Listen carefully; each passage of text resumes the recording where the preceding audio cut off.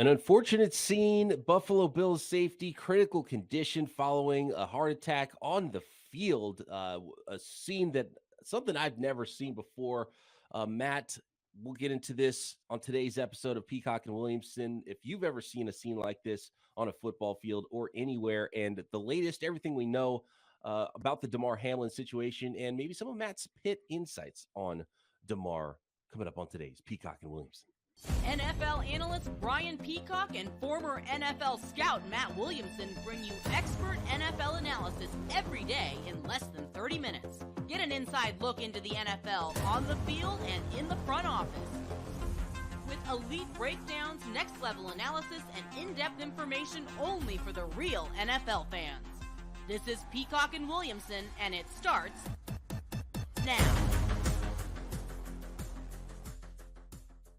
Welcome to the Peacock and Williamson NFL Show. Brian Peacock and Matt Williamson at BD Peacock at Williamson NFL. We're going to do our mailbag episode tomorrow, so hit us up on Twitter at those handles if you want to get involved or drop a comment on YouTube. Thanks, everybody, for making Peacock and Williamson your first listen every day. And Matt, I actually canceled the Locked On 49ers podcast for today because we usually record at night. And last night, watching Monday Night Football, talking about the Niners seemed pretty insignificant, and it's something that just it didn't seem right to try to muster that up. But I wanted to be able to talk to you today because we cover the entire league and had an opportunity to sleep on it now with just the scene and how heavy it was watching what happened with Damar Hamlin and collapsing on the field. And luckily, the latest we have is still the latest that I went to bed with last night. And it was nice that the Buffalo Bills were able to get this information out there. And there's a few other things that we saw about what condition Damar Hamlin is in. But the official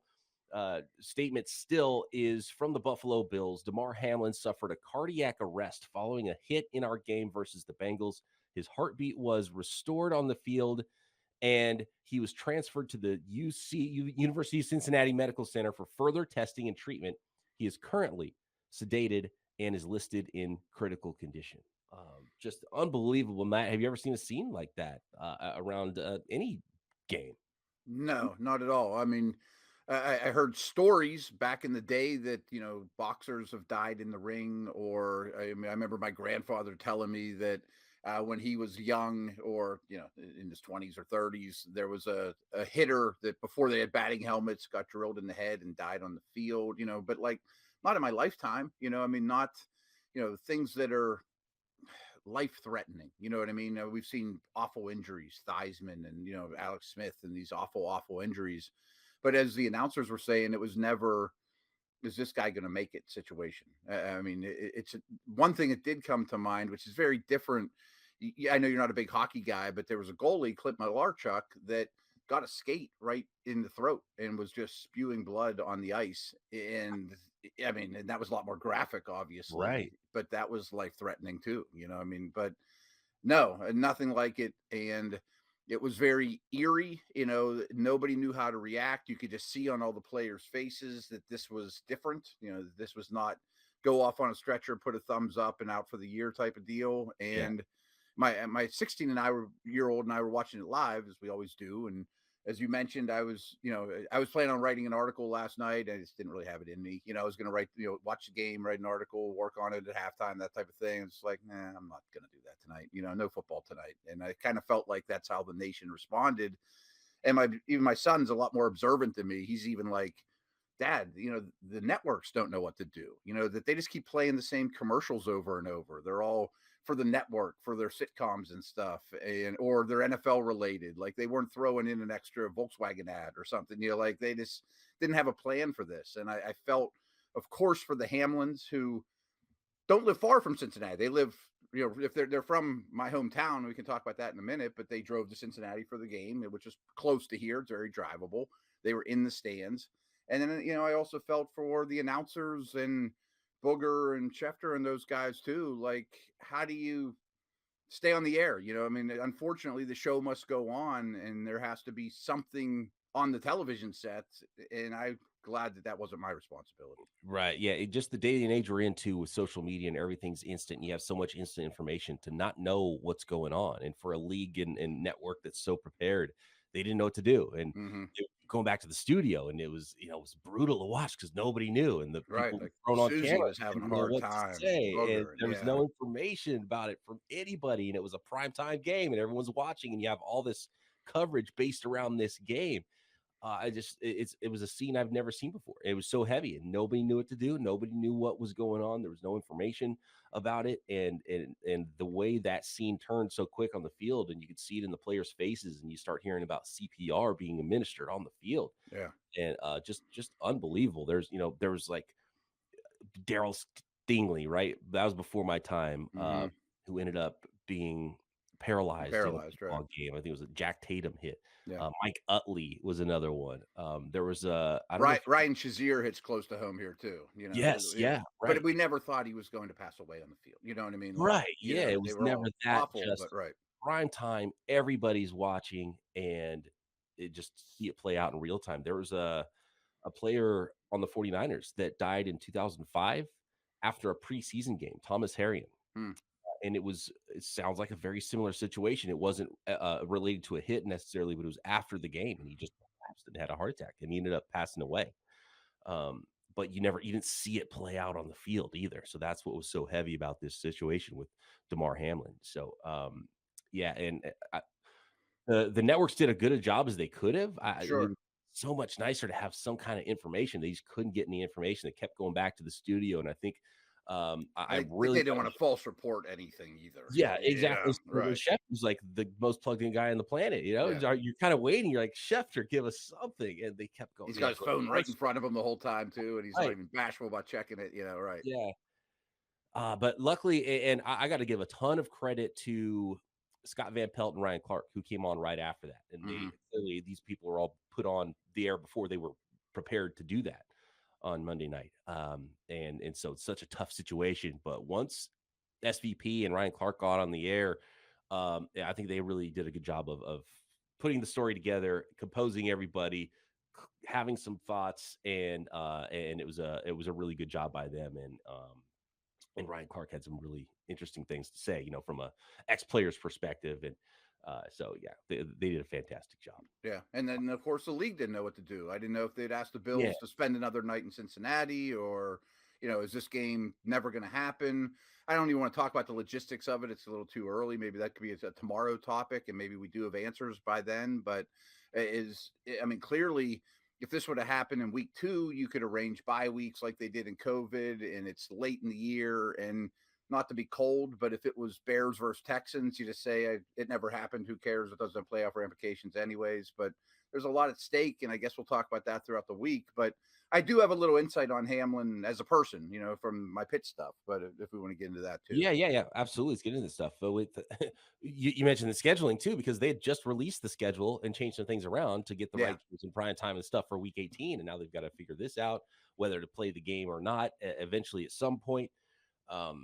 Who's going to get the bye in the AFC and things like that aren't as important as a young man's life, but these are billion-dollar corporations, and somebody's going to get a bye in the AFC. Right. Yeah, exactly. So, but yeah, no, you being a Pitt guy, Demar being a Pitt guy, and everybody I've talked to from that area and seen on social media talking about Demar Hamlin. By the way, I haven't actually. I want to check what that number is. He had a GoFundMe for toys for kids, basically. Yeah, he does that here locally. Yeah. And he had, I think, maybe around $10,000 was where it was at. And by the time I went to bed last night, it was at $3 million. Wow, I didn't know that. Holy smokes! Yeah, and which I'm sure has grown even since then. And I haven't checked it this morning, but it's just phenomenal seeing how people are rallying, seeing Bills fans and Cincinnati Bengals fans all there, in prayer with candles, giving support at not only on the field and at the stadium, but at the hospital as well at the University of Cincinnati. So obviously we're praying and hoping for the best for Damar Hamlin. Just a brutal situation we're seeing played out. And then you start to learn more about the guy because he's not a household name, right? 6th round pick out of Pitt. And it seems like the greatest dude too. Yeah. And what I've never interacted with Damar one-on-one, but he's from McKees Rocks, which is probably 20, 25 minutes from where I'm sitting right now. Old school, Pittsburgh community, tough, hard-nosed group of people from McKees Rocks. He goes to Central Catholic, which is I don't say it's a football factory, but they're always really competitive, and people from all over, great players from all over the city go to Central Catholic to get better recognized. It's Dan Marino's high school. I mean, there's a lot of former NFL players at Central Catholic. You're not going to get missed if you're at Central. You know what I mean? So all the recruiting, every college when they visit Pittsburgh is going to stick their nose in Central Catholic High School, and he shined there. And he did a local news thing here with some people I know, committing to Pitt, and had a very good career at Pitt. And for people who don't know, I was on Pitt staff for 3 years, Antonio Bryant's last year, and both of Larry Fitzgerald's years. So many, many moons ago. But there are some old timers that I was on staff with that are still there. And I always pick their brains a little bit around draft season, and there were 6 or 7 Panthers drafted that year. What are these guys like? And I remember them all going out of their way saying, Hamlin is a big time leader. He's one of my favorite players, unprovoked. And I just remember that sticking out. And you mentioned the fundraisers that he does on the side. I know he's very, very close with Kenny Pickett. I'm sure Pickett will be interviewed a bunch this week around here. He came out a year after Damar. So that's what I know about him, but it's all good. And I'm not just saying that because what happened, Yeah. I'm looking up the GoFundMe right now. See, so it's surpassed $4 million now. Wow. The That's original awesome. it's called the Chasing M's Foundation Community Toy Drive. The original, and this is something that on social media started getting passed around on Monday night, and I retweeted it at one point, and it was already up to $500,000 or something. Very quick, like in 10 minutes, it was that fast out. And Bill's Mafia, by the way, is a great fan base, and we know they're going to come strong for things like this. But the Chasing M's Foundation Community Toy Drive on GoFundMe, his original goal was $2,500 just to buy some toys for some kids. And right. he ended up getting like $10,000. So he was above his goal already before this happened last night. And then as all this is going on and people are sharing this, it just kept going and going and going. And now there's been a total of over 150,000 different donations for a total of over $4 million now to that toy drive, and basically can launch a whole new charity. Demar Hamlin can at this point from all of these donations. And I'm just looking at it right now, just seeing an anonymous donation for $10,000 here, from somebody. Wow. $20 here, $30 here. Just pretty amazing to see people rally around this guy and the universal idea of that football doesn't matter. This is too serious right now, and it's unfortunate too in this business, Matt, that we sometimes, and I'm guilty of it, and I try not to be, but you don't really, you never really know all the human beings involved in the field for the sport you're talking about, and you're talking about fantasy stuff, and you're talking about them on the field and X's and O's, and this guy did that and that guy did that, and it's like they're not video game characters; these are all human beings, and so it's unfortunate. This is why, but I'm glad I've learned a lot more about Damar Hamlin, that he was such a good dude, and seeing things like that he was doing in the community, that he was doing long before he was an NFL player too. Yeah, and by no means am I lumping myself in with Damar Hamlin, but it dawned on me too. Like, I do a lot of live radio. I mean, I could have a heart attack on the air. You know what I mean? Or I mean, I don't hit people for a living. I don't run around. I don't stress my heart like an NFL player. But I mean, I'm surprised that we haven't seen news anchors or people that are on live TV that aren't athletes, or live radio in my case, where something like that happens on the air, or on stage, or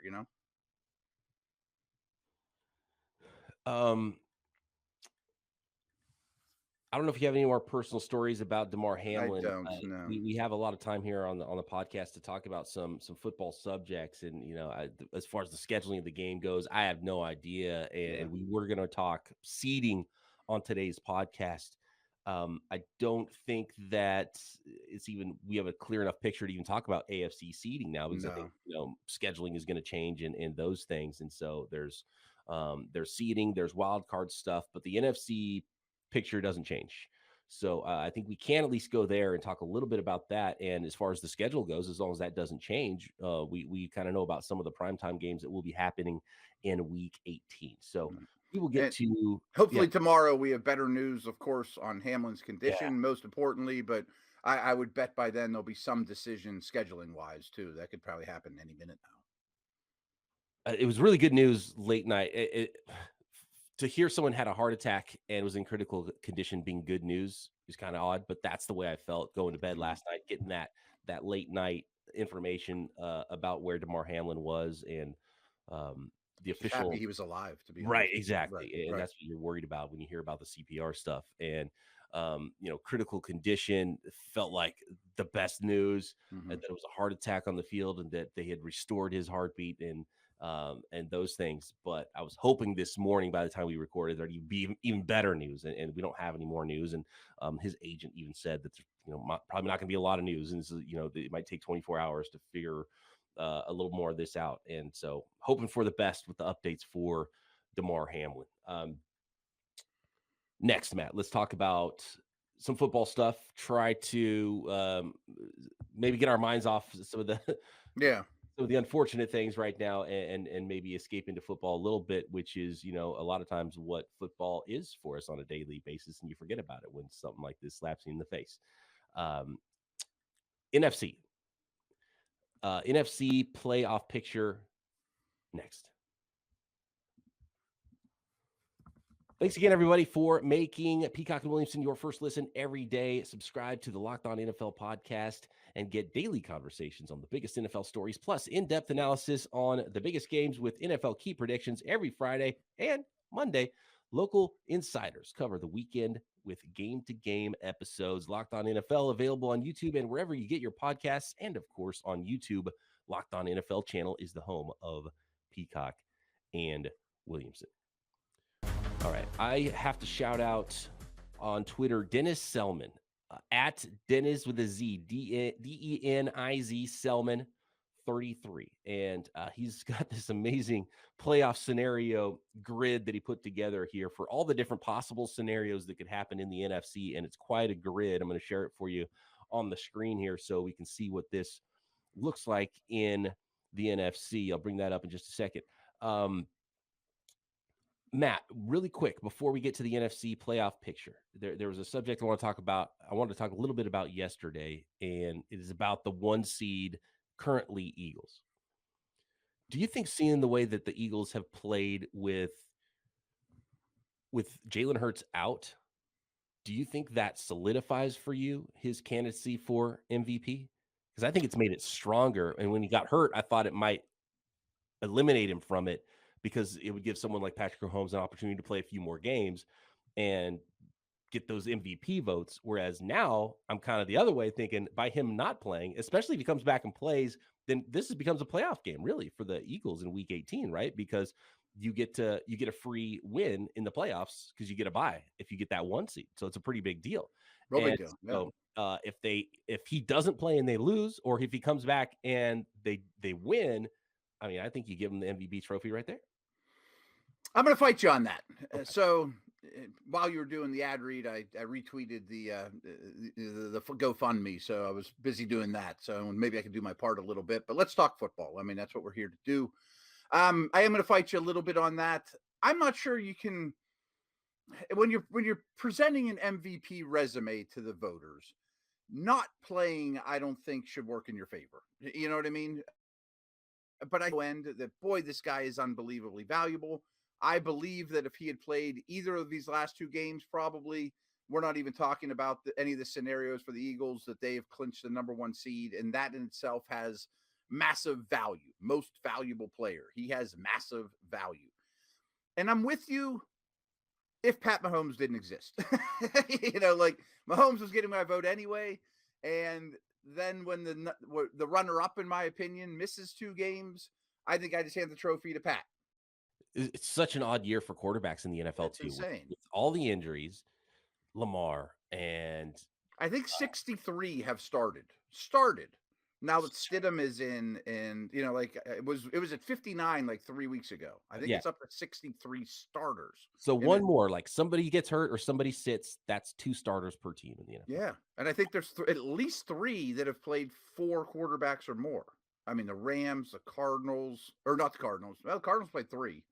The Panthers. No, Cardinals have played 4. Cardinals might be 4. Yeah. Jets, I think, have played 4. I think they've started 3. It's insane.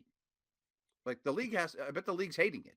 Right, and you have guys like Purdy, and then you have Stidham that plays better than Right. expected, Right. and then you have Geno Smith, who's been a backup for 7 years, Hmm. and he's comeback player of the year with the way he's playing. Uh, Darnold's playing pretty well. and You know, Darnold some of all of those a guys. sudden it doesn't look. Baker looks fine as a Ram, and like all these guys change. It's insane. Oh, it's just an unbelievable year, and the NFL is chaos, and I feel like this year even more than most. That's absolutely been the case. Wow. I'm curious at the end of the year how many quarterbacks have actually played. It's probably 75. I mean, if you include like the Taysom Hills or not just a wildcat to Derrick Henry, I mean, quarterbacks that have come in the game. I bet it's a very high number. Josh Dobbs was the latest one. We're going to see him, Yeah, against trying Joshua to get his guys in the playoffs. So Dobbs, there's he's been a gonna couple be the new ones. starter. Yeah, Stidham and Dobbs, crazy. unbelievable. All right. Next, let's talk playoff picture. We All will right. show you the NFC grid, which still has a ton of possibilities after 17 weeks going into the regular season finale, week 18. If, we talked about earlier how sports, NFL, it's an escape, right? And you can escape any day with daily fantasy sports and our friends at PrizePicks. PrizePicks is super easy. You're not picking entire teams of players. You're picking 2 to 5 players. If they score more or less than their PrizePicks projection, you can win up to 10 times your money on any entry. You're not competing against other people. There's no sharks in the pool that's competing against you. You're just looking at the projections that are available on PrizePicks in any sport, and it's just you versus those projections that are available, and not just NFL projections, even though there are a ton of those, and it's so fun to play. But this is daily fantasy. You can find something to play every day, just not on NFL weekends, like NBA, NHL, golf, college sports, basketball, and football. There is esports, NASCAR, tennis, MMA, boxing, even disc golf and cricket. Tons of projections available. You can play daily fantasy any day you want. That's why it's called daily fantasy at PrizePicks. All you do is you pick 2 to 5 players, and you pick if they're going to go more or less than those projections. So download the PrizePicks app or go to prizepicks.com, sign up and play daily fantasy sports. First-time users can receive a 100% instant deposit match up to $100 with promo code Locked On. If you deposit $100, PrizePicks will give you $100. If you deposit $50, PrizePicks will give you $50 more to play with. Don't forget to enter promo code Locked On at sign up for an instant deposit match up to $100. Whenever we reference those lines, which we will talk about who's favored, who is not, end of season awards, comeback players of the year, betonline.net is your number one source for sports betting information, stats, news, and analysis this season and every season and in every sport. Get all the latest odds and trends for every professional and amateur league out there. And you can go to betonline.net and get informed before you go to betonline and make those bets as well.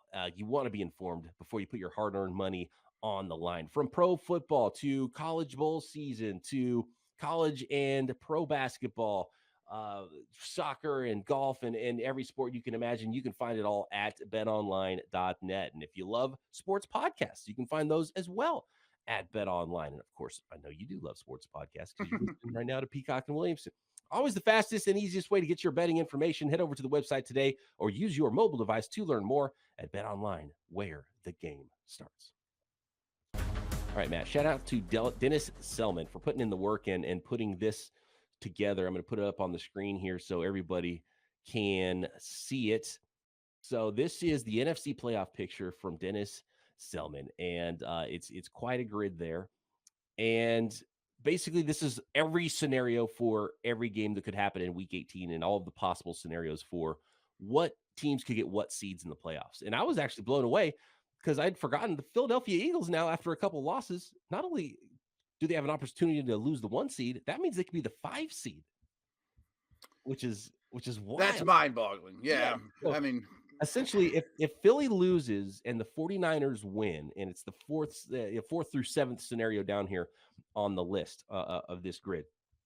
So Dallas wins, 49ers win, Green Bay beats Detroit.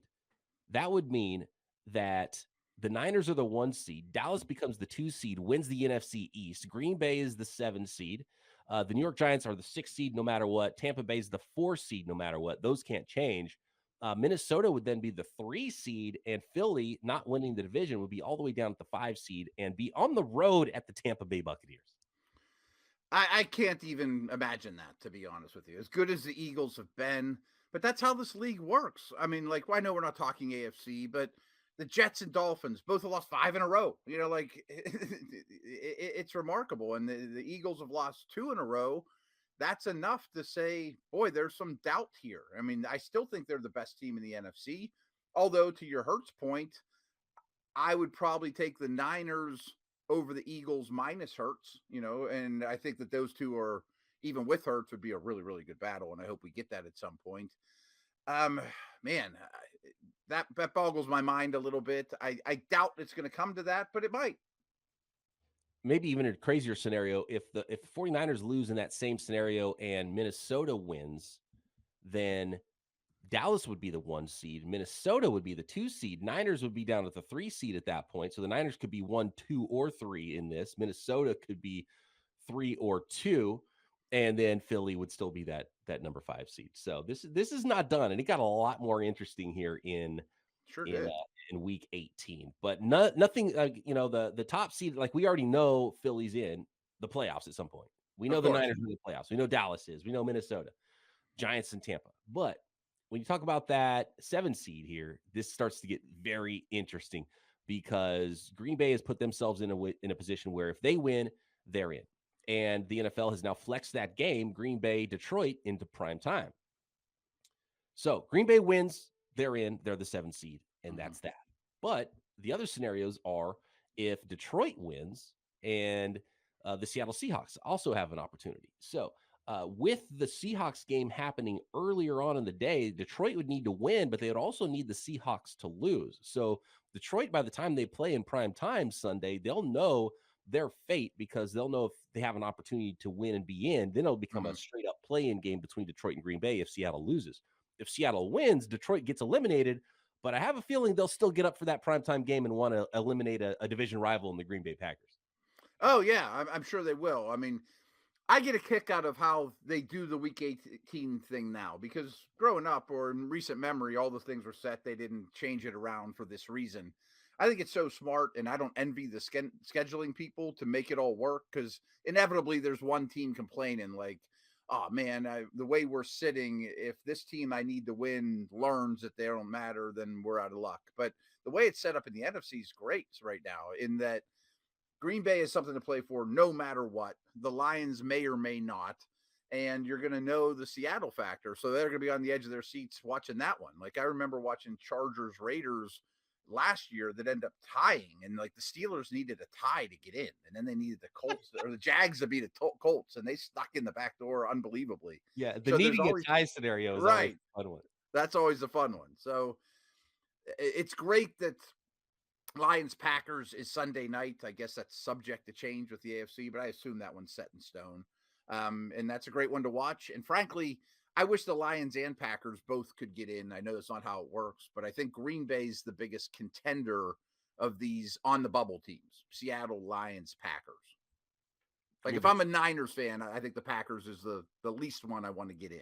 Yeah, that 1 seed becomes a little bit more important when you start to see, I don't think I want to play that team in the wild card round of the playoffs. Right. Like I'm your Niners could get to 1, but I would imagine you'd least like to play the Green Bay Packers of those 3 teams, even though you've had success against them. All right, we're going to go over the AFC playoff picture when we know what the schedule even is going to look like there. We've got the mailbag on tomorrow's episode at BD Peacock, at Williamson NFL. Thanks, everybody, for making us your first listen right here on the Locked On Podcast Network. And pray for Demar Hamlin. Talk to you next time.